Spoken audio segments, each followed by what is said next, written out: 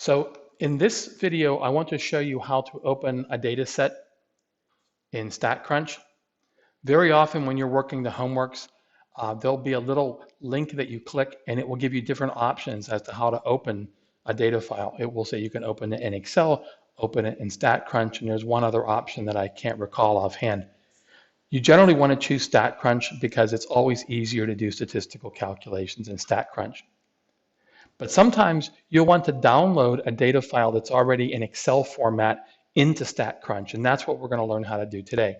So I'm going to go ahead and click on Open My Lab and Mastering, and then I'm going to go to the StatCrunch link on the left-hand side. Okay. If you click on StatCrunch,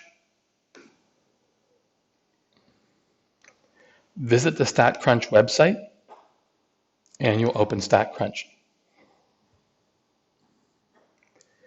And now you want to download the data set, so you're going to click on Data, Load, From File on my computer.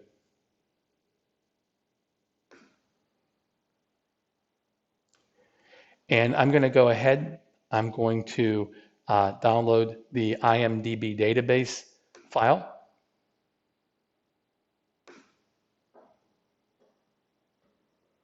You can enter a data set description.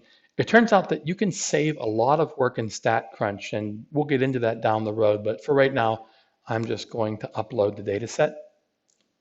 And it will take a little time because it's a pretty big data file.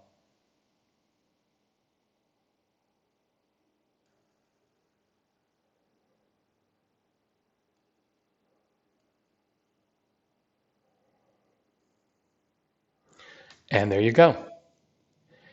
In the next video, we'll talk about how to sort the values of a variable.